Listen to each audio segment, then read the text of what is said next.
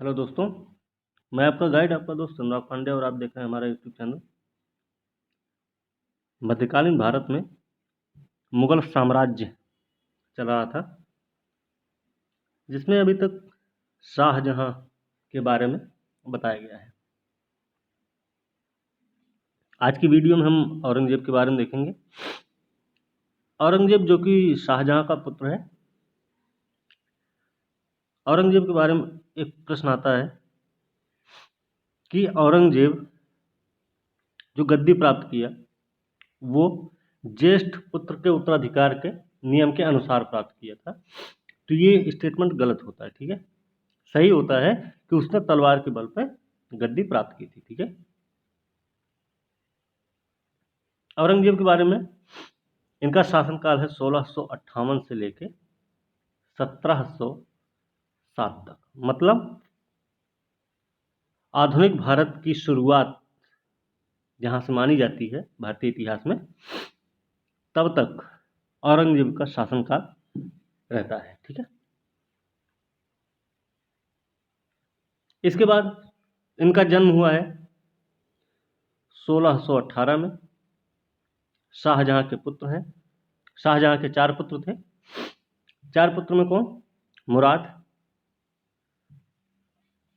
है ना, मुराद थे, दारा शिकोह थे, फिर औरंगजेब भी हैं, एक शाह शुजा रहे, ठीक है। तो जैसे कि शाहजहां के जो 4 पुत्र थे, दारा शिकोह जिनको शाह बुलंद इकबाल के नाम से बुलाते थे, शाहजहां सबसे बड़े पुत्र थे। शाह शुजा बंगाल में थे जब शाहजहां की मृत्यु हुई है। राजा मुराद जो मुराद थे वो गुजरात में थे उस समय, और औरंगजेब कहाँ थे उस समय? दक्कन में, ठीक है। पिछली वीडियो में हमने बताया था कि शाहजहां की मृत्यु के बाद 1658 में 3 युद्ध हुए उत्तराधिकार को लेके, क्योंकि 4 लड़के थे। शाहजहां और दारा शिकोह को राजा बनाना चाहते थे, लेकिन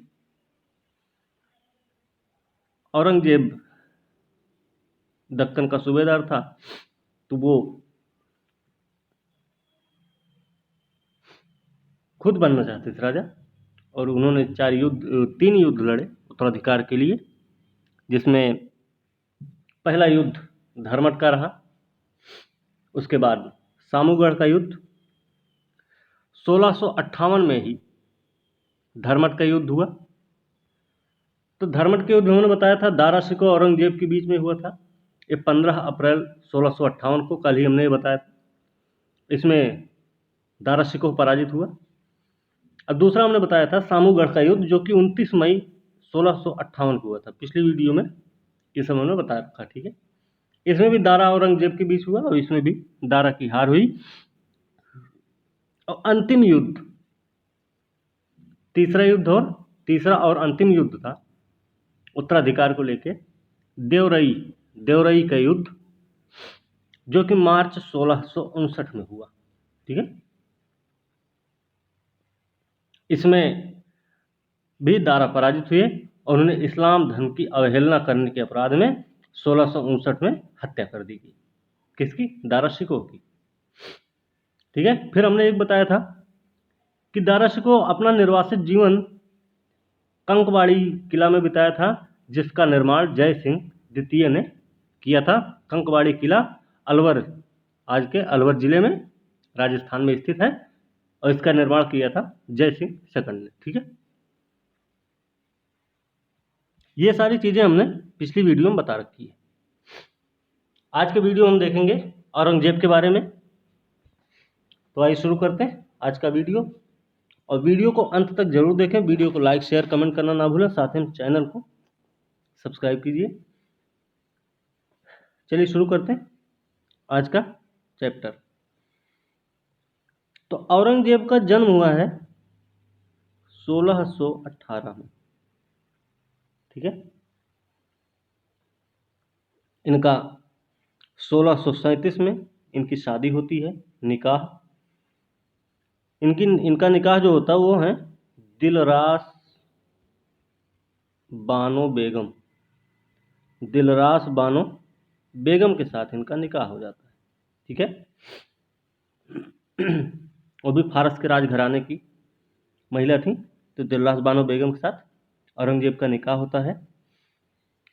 तो औरंगजेब आगरा पर कब्जा करके अपना राज्याभिषेक किया है और उपाधि धारण की थी औरंगजेब ने अबुल मुजफ्फर मुहिउद्दीन मुजफ्फर औरंगजेब बहादुर आलमगीर। ठीक है। ये जो उपाधि धारण करके राज्याभिषेक कराया था वो है 31 जुलाई 1658 को। ठीक है। जब एक तीसरा युद्ध लड़ते हैं उत्तराधिकार का, तीसरा और अंतिम युद्ध, देवराई का युद्ध, देवराई का युद्ध जब लड़ लेते हैं, कब लड़ते हैं? 1659 में, मार्च का महीना है ना?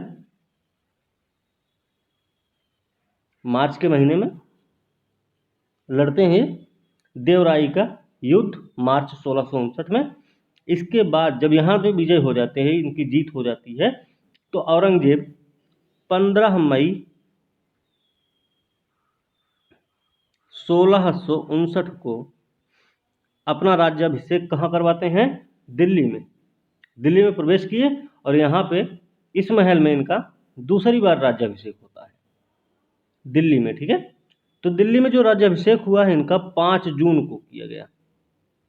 ध्यान रखना, एक राज्याभिषेक इनका आगरा में हुआ जो जल्दबाजी में किए थे, फिर जब तीसरा युद्ध लड़े देवराई का, फिर उसके बाद उन्होंने अपना दूसरा राज्याभिषेक करवाया 5 जून 1659 को दिल्ली में आके।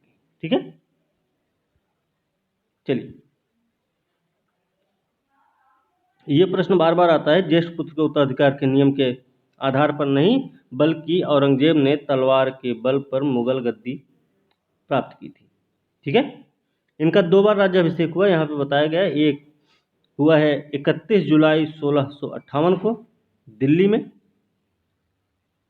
दिल्ली में नहीं, ये हुआ है आगरा में, ये गलती से लिखा गया है, ये आगरा में हुआ था। ठीक है।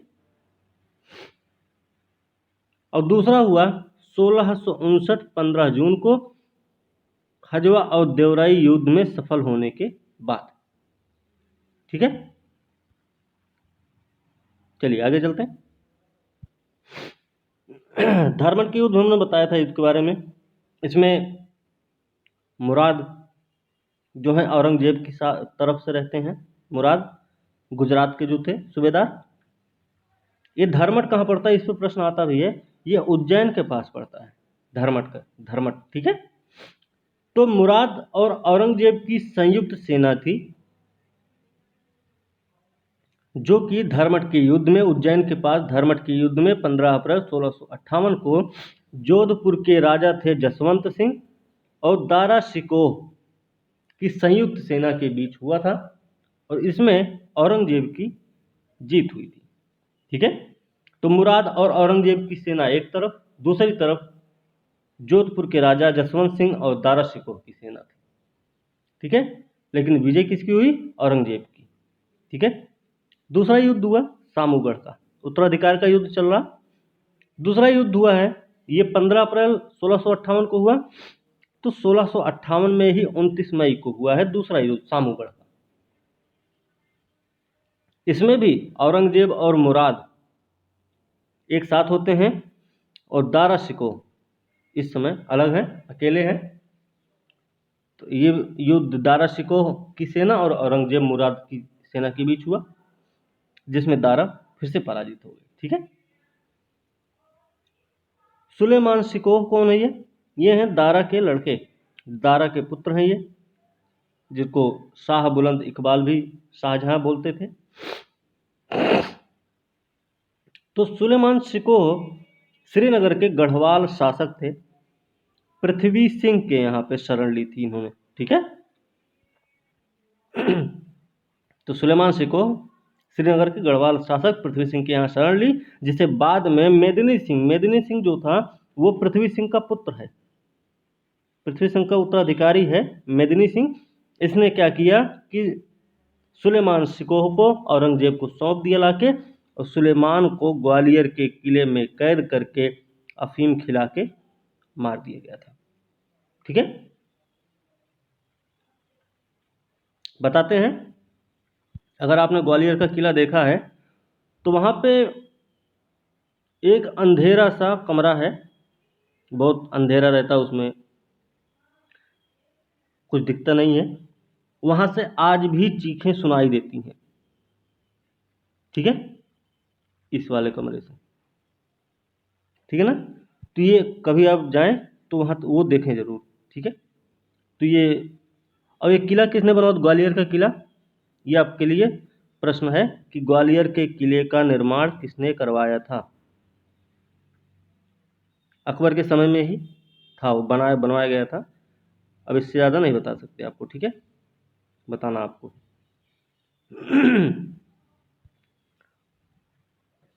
औरंगजेब के गुरु, औरंगजेब के गुरु थे, उनका नाम क्या था? उनका नाम था मीर मोहम्मद हकीम। मीर मोहम्मद हकीम के शिष्य थे, चेला थे औरंगजेब। ठीक है, औरंगजेब सुन्नी धर्म को मानता था, कट्टर मुसलमान था। ठीक है, अब ये शराब जैसी चीज़ों का सेवन नहीं करता था, इसको जिंदा पीर बोलते थे। ठीक है ना, जिंदा पीर कहा जाता था इसे, ध्यान रखना। सुन्नी धर्म को मानता था, जिंदा पीर कहा जाता था। ठीक है, अब देखिए, शिवाजी का दमन करने के लिए सेना भेजी थी इसने, औरंगजेब ने 1665 में। ठीक है, 1665 में इसने शिवाजी का दमन करने के लिए सेना भेजी, और इसमें राजा जय सिंह नेता थे। उस सैन्य दल का नेता कौन था? तो राजा जय सिंह थे। जिसमें 1665 में क्या हुआ कि जय सिंह घेरा डाले रहे, जब कुछ हाथ नहीं लगा तो लास्ट में जाके इनको पुरंदर की संधि करनी पड़ी शिवाजी से। छत्रपति शिवाजी से पुरंदर की संधि करनी पड़ी 1665 में। तो संधि किसके किसके बीच हुई है? प्रश्न ये भी आता है कि पुरंदर की संधि किसके किसके बीच हुई थी? तो ऑप्शन दे देंगे, औरंगजेब, छत्रपति शिवाजी, ऐसे करके ऑप्शन रहेंगे 3-4। तो उसमें एक ऑप्शन होगा शिवाजी और जय सिंह के बीच। तो ध्यान रखना, शिवाजी और जय सिंह, शिवाजी और औरंगजेब अगर रहेगा तो सही ऑप्शन होगा शिवाजी जय सिंह। ठीक है, ध्यान रखना। अगर सिर्फ औरंगजेब और शिवाजी होगा तो वही सही होगा। ठीक, ध्यान रखना, ये चीजें हैं। ठीक है,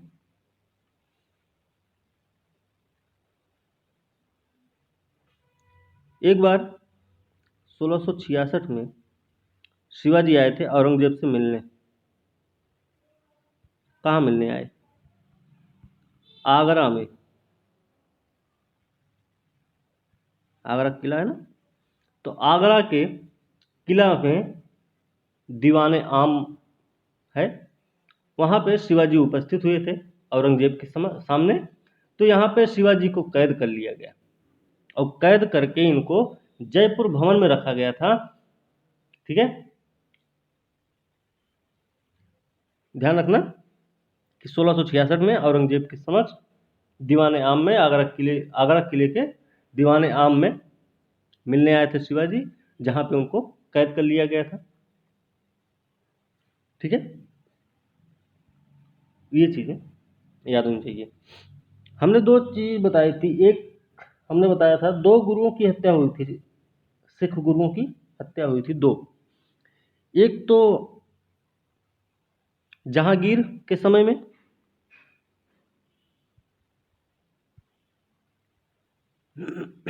और दूसरी हुई औरंगजेब के समय में।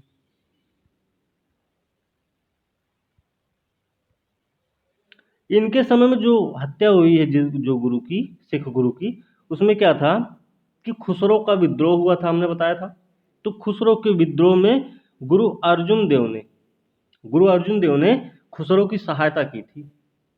तो खुसरो की क्या किया, इन्होंने अंधा कर दिया और गुरु अर्जुन देव को इन्होंने फांसी दिला दी थी, ठीक है, जहांगीर ने। ऐसे ही औरंगजेब ने क्या किया कि गुरु तेग बहादुर जो सिखों के 9वें गुरु थे, उन्होंने इस्लाम धर्म को नहीं स्वीकारा। तो औरंगजेब ने 1675 में सिखों के 9वें गुरु गुरु तेग बहादुर की हत्या करवा दी, ठीक है। चलिए, कुछ फैक्ट्स हैं, इनको याद रखना जरूरी है, ठीक है, ये सब आते रहते हैं। मोहम्मद अकबर हैं जो कि औरंगजेब के पुत्र हैं, वो अकबर महान नहीं है, ठीक है। तो मोहम्मद अकबर जो हैं औरंगजेब के पुत्र हैं, इनका विद्रोह हुआ है 1681 में, ठीक है ना। अच्छा, 1681 में जो अकबर का विद्रोह हुआ था औरंगजेब के खिलाफ, वो किसी के बहकावे में ही आके हुआ होगा, किसी के साथ पाके। तो नाम था उनका दुर्गादास। दुर्गादास की सहायता पाकर मोहम्मद अकबर ने औरंगजेब के खिलाफ 1681 में विद्रोह कर दिया था, ठीक है। ये चीज पता होनी चाहिए कि किसके बहकावे में या किसका साथ पाके ऐसा किया था मोहम्मद अकबर ने, ठीक है। औरंगजेब में एक अच्छाई भी है, अच्छाई तो बहुत सारी रही। राजा हैं तो साम्राज्य को बड़ा करने के लिए वो लड़ाई लड़ेंगे, ठीक है। तो लड़ाई लड़ना तो उनका काम है, क्योंकि वो नहीं लड़ेंगे तो कोई भी लड़के अपना इनका साम्राज्य हथिया सकता है, ठीक है। ये क्या थे कि औरंगजेब कुछ भी लागू करते थे अगर, तो सबसे पहले उसका अभ्यास कर लेते थे, ठीक है। कुछ भी लागू करने से पहले ये खुद उसका अभ्यास करते थे, उसके बाद उस चीज को लागू करते थे, ठीक है। व्यक्तिगत जीवन का नैतिक स्तर इनका बहुत ऊंचा था, अतः उसके समकालीन जो थे उसको शाही दरवेश।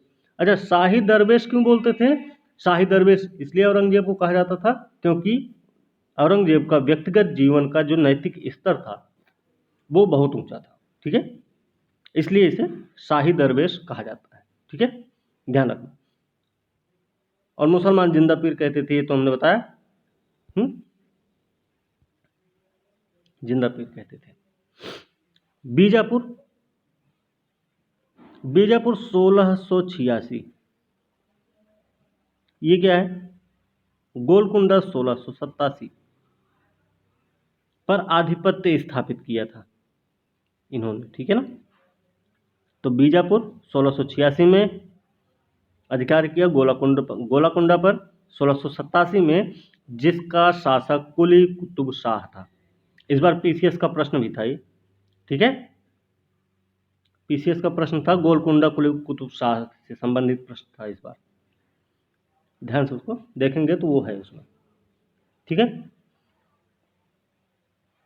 औरंगजेब के समय एक बात थी कि सबसे ज्यादा जो सेनापति थे, सर्वाधिक सेनापति हिंदू ही थे।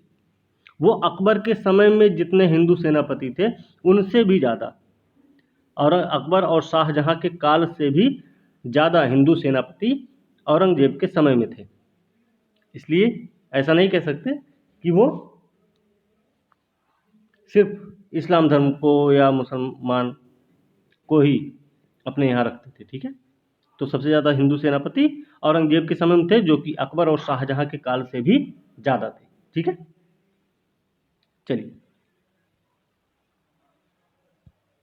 औरंगजेब ने जजिया कर फिर से चलाया था 1679 में। इसके लिए हिंदुओं को 3 वर्गों में बांटा, ध्यान रखना। 1679 में जजिया कर फिर से चालू किया गया और इसके लिए हिंदुओं को 3 वर्गों में बांटा गया। वो 3 वर्ग कौन कौन से थे ये ध्यान रखना है।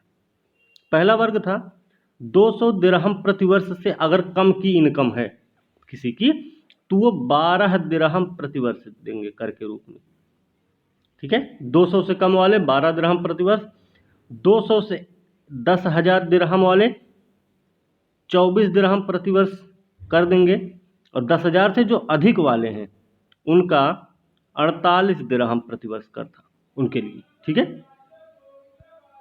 तो ये ध्यान रखना। जजिया कर से मुक्त थे कौन कौन? उसमें स्त्रियां थी, स्त्रियां सबके लिए। गुलाम, 14 वर्ष की आयु से कम के बच्चे, भिखारी, ये लोग जजिया कर से मुक्त थे। ध्यान रखना, स्त्रियां, गुलाम, 14 वर्ष से कम आयु के बच्चे और भिखारी जो थे ये जजिया कर से मुक्त थे। अब भिखारी किसी भी जाति का हो, किसी भी धर्म का हो, ठीक है, उससे कोई मतलब नहीं था, लेकिन ये लोग जजिया कर से मुक्त थे। ध्यान रखना इसका। ठीक है, अधीनस्थ हिंदू राजाओं तथा ब्राह्मणों को जजिया कर देने के लिए इन्होंने बाध्य किया था। ठीक है, राज्य की आय का स्रोत था तो उसके लिए करना पड़ा होगा, तो जजिया कर देने के लिए इन्होंने हिंदू राजाओं और ब्राह्मणों को बाध्य किया। ठीक है, एक मकबरा है जो ताजमहल की फूहड़ नकल बोलते हैं। ताजमहल की फूहड़ नकल बोलते हैं, हो सकता है ताजमहल की फूहड़ नकल। नाम है बीबी का मकबरा। बीबी का मकबरा इन्होंने बनवाया था। किसने? औरंगजेब ने। और कब बनवाया था? ध्यान रखना, इसका निर्माण हुआ, बीबी का मकबरा का निर्माण 1679 में। कहाँ पे हुआ? तो भैया औरंगाबाद। औरंगजेब थे तो औरंगाबाद में इन्होंने बीबी के मकबरे का निर्माण करवाया था। ठीक है, चलिए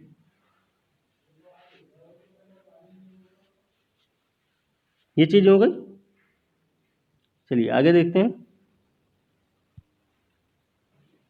कुछ चीजें इन्होंने बंद करवाई, जैसे सिक्कों पर कलमा खुदवाना, नवरोज त्योहार मनाना, तुलादान, झरोखा दर्शन, ये सब क्या है इन्होंने बंद करा। झरोखा दर्शन क्या था?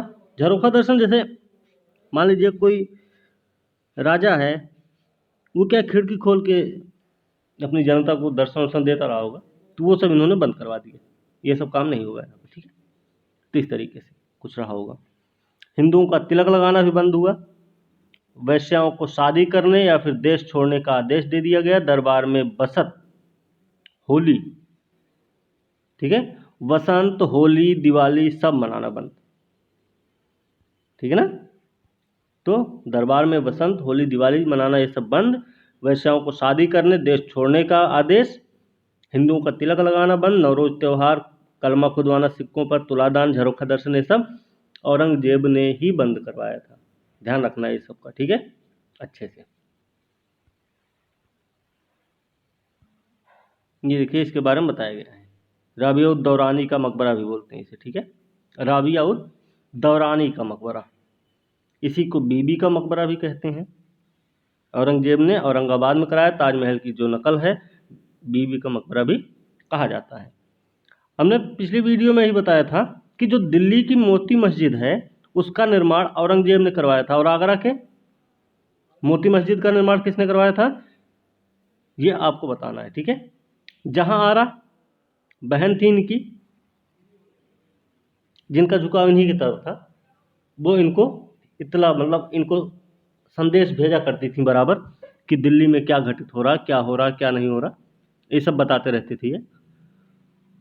तो इन्होंने ही एक खबर भेजी थी, उन्हें बताई थी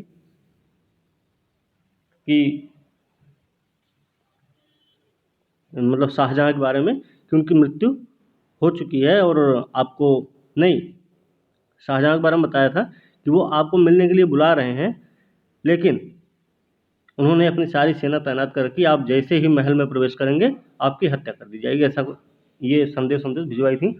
आप भारत एक खोज जो एपिसोड है उसके 53-54 एपिसोड हैं करीब, तो औरंगजेब वाला जब पार्ट देखेंगे तो उसमें आपको समझ में आएगा।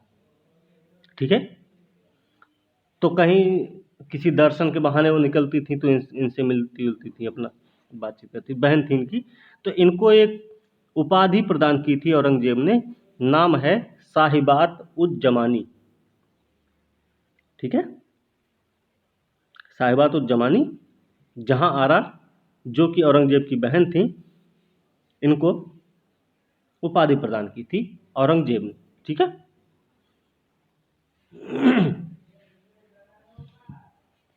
औरंगजेब के समय में एक प्रश्न आता है उनके कि औरंगजेब के समय नहीं,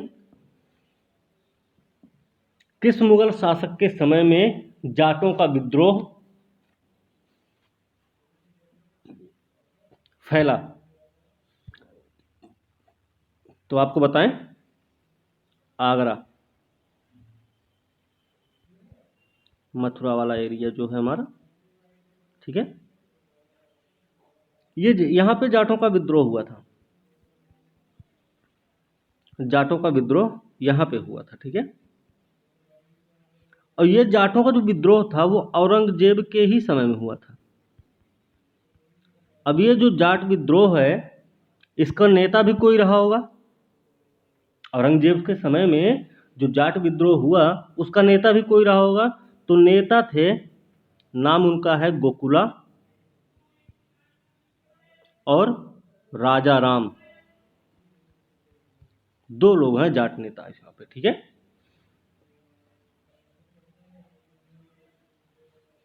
ये विद्रोह हुआ, फिर तिलपत की लड़ाई होती है। तिलपत का युद्ध होता है कब? 1670 में आके। 1670 में तिलपत की लड़ाई होने के बाद जाट पराजित होते हैं, और इसी यहीं पे इनकी मृत्यु हो जाती है। किसकी? गोकुला की। ठीक है, तो गोकुला की मृत्यु हो जाती है, लेकिन फिर भी जाटों ने क्या किया कि राजा राम के ही नेतृत्व में 1685 में फिर से विद्रोह हुआ। जाटों ने फिर से विद्रोह किया राजा राम के नेतृत्व में, जबकि 1670 के तिलपत वाले युद्ध में गोकुला की मृत्यु हो जाती है। फिर भी 1685 में राजा राम के नेतृत्व में फिर से विद्रोह हुआ। इन जाटों ने क्या किया, फिर सिकंदरा में अकबर के मकबरे को लूट लिया था। ठीक है, जब राजा राम का नेतृत्व प्राप्त हुआ तो। ठीक है, भरतपुर का नाम, भरतपुर जानते होंगे, भरतपुर राजस्थान में एक जिला है, चूड़ामन, चूड़ामन ऐसे नाम है ना। तो भरतपुर राजवंश जो है, इसकी नींव पड़ी थी कब? औरंगजेब के ही समय में। ठीक है, और किसने डाली ये नींव? राजा राम जो थे 1685 में, जिन्होंने नेतृत्व किया था जाट विद्रोह का, उनके भतीजा हैं, एक भतीजा हैं, नाम है इनका चूड़ामन। ठीक है, भरतपुर प्रसिद्ध है किसके लिए? केवलादेव पक्षी विहार है ना वहां पे, राजस्थान, भरतपुर में। साइबेरियन क्रेन वहां आते हैं ठंडी के समय में। ठीक है ना, तो ये चीजें ध्यान रखनी है। चलिए, औरंगजेब की बात करें तो औरंगजेब के शासन का जो आधार बना वो था कुरान। शासन का आधार इन्होंने कुरान को बनाया। ठीक है, इन्होंने संगीत पर पाबंदी लगा दी, गाना बजाना भी नहीं सुनता था ये, हैं? संगीत बंद करा दिए, बहुत बोरियत आदमी थे। ठीक है, गाना बजाना, भांग की खेती करना, झरोखा दर्शन, तुलादान, ये सब हम बता दिए। फिर जन्मदिन पर सोना चांदी अन्य वस्तुओं से तौलने की प्रथा, ये सब तुलादान है ना, ये सब इन्होंने बंद करवा दिया था। अच्छा, जो ये सिस्टम था, तुलादान जैसी प्रथा है, तो ये अकबर के समय में ही प्रारंभ हुई थी। ठीक है, तो इन सब पे इन्होंने पाबंदी लगा दी थी। ठीक है, अच्छा, संगीत पर इन्होंने जो पाबंदी लगाई औरंगजेब ने, सरकारी संगीतज्ञों को अवकाश भी दिया, लेकिन फिर भी क्या होता है कि भारतीय शास्त्रीय संगीत भारतीय शास्त्रीय संगीत। ठीक है, मतलब संगीत पर दरबार में पाबंदी लग गई, सरकारी संगीतज्ञ थे उनको अवकाश भी दे दिया गया है, लेकिन फिर भी भारतीय शास्त्रीय संगीत पर फारसी में सबसे अधिक किताबें औरंगजेब के शासनकाल में ही लिखी गई थी।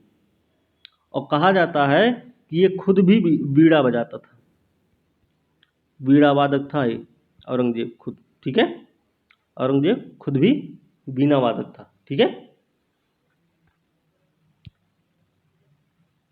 ध्यान रखना है।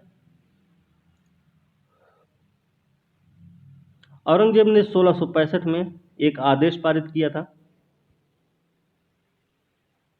हिंदू मंदिरों को तोड़ने का आदेश। ठीक है, तो इसके काल में कुछ मंदिर तोड़े गए, जैसे सोमनाथ मंदिर है, बनारस विश्वनाथ मंदिर, वीर सिंह देव द्वारा जो जहांगीर काल में मथुरा में निर्मित केशवराय मंदिर भी था, ये सब तोड़े गए थे इसी के समय में। बनारस के विश्वनाथ मंदिर के बारे में कहावत है कि जो होलकर थे, अहिल्याबाई होलकर, उनको एक बार सपना आया था, सपने में भोलेनाथ उनको दर्शन दिए। ठीक है, ऐसा बताया जाता है, इतिहास में है। तो उन्होंने जाके विश्वनाथ मंदिर को दान भी किया था। अहिल्याबाई होलकर के बारे में पता है आपको? इंदौर में एयरपोर्ट अहिल्याबाई होलकर के नाम से, यूनिवर्सिटी उन्हीं के नाम से है ना, तो वही अहिल्याबाई। ठीक है, ठीक है, चलिए। इनकी मृत्यु होती कब? औरंगजेब की मृत्यु 20 फरवरी